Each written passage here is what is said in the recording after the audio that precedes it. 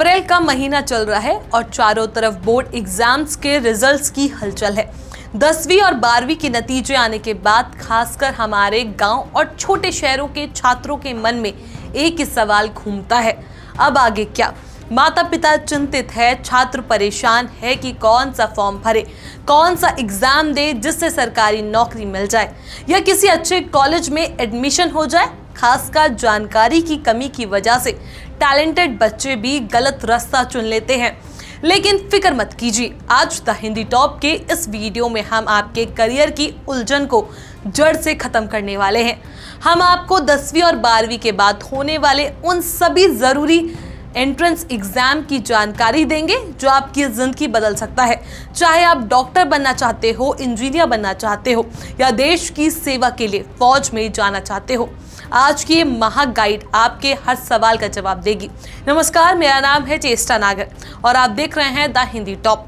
सबसे पहले बात करते हैं उन छोटे भाइयों और बहनों की जिन्होंने अभी अभी 10वीं की परीक्षा पास की है। अगर आप चाहते हैं कि आप जल्दी पैरों पर खड़े हो या फिर रेगुलर स्कूल से अलग कुछ टेक्निकल सीखना चाहते हैं तो आपके पास बेहतरीन मौका है।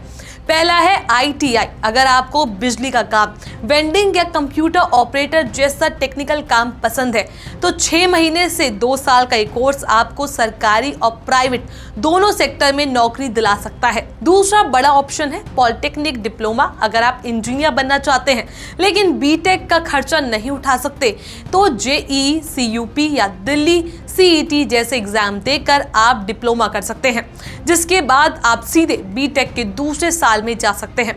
वहीं जो बच्चे देश की सेवा करना चाहते हैं वो 10वीं के बाद मिलिट्री स्कूल या RIMC के जरिए डिफेंस की तैयारी शुरू कर सकते हैं। इसके अलावा मेडिकल फील्ड में रुचि रखने वाले बच्चे पैरामेडिकल डिप्लोमा जैसे लैब टेक्नीशियन या नर्सिंग असिस्टेंट का रास्ता चुन सकते हैं।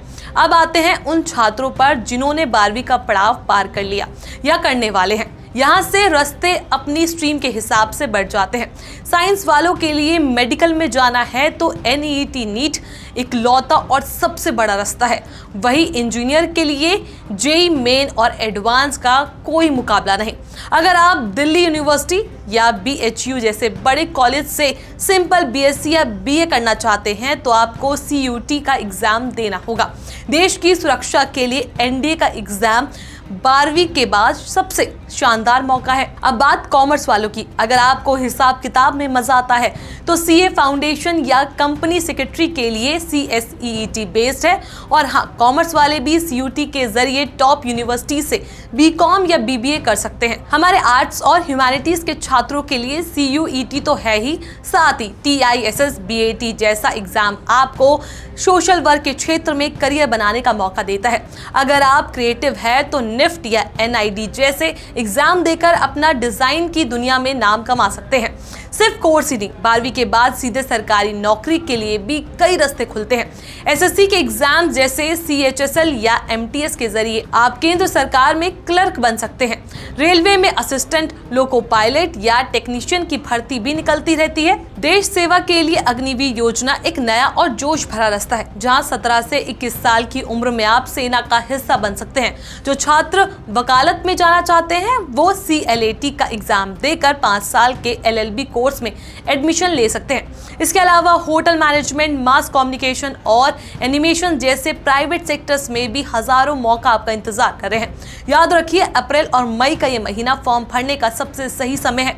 अपनी रुचि पहचानिए और बिना देर किए तैयारी में जुट जाइए। करियर का चुनाव आपकी पूरी जिंदगी का फैसला होता है। भीड़ के पीछे मत भागिए, बल्कि अपनी ताकत को पहचानिए। आज हमने आपको 10वीं और 12वीं के बाद के लगभग हर बड़े रास्ते की जानकारी दे दी है।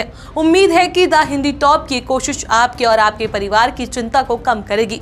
अगर आपको इन एग्जाम्स के बारे में विस्तार से कुछ और पूछना है तो आप हमें कमेंट सेक्शन में जरूर बता सकते हैं। ऐसी और भी वीडियोस के लिए आप हमारे चैनल द हिंदी टॉप को सब्सक्राइब कर लें। इसके अलावा आप हमें X, Facebook और Instagram पर भी फॉलो कर सकते हैं।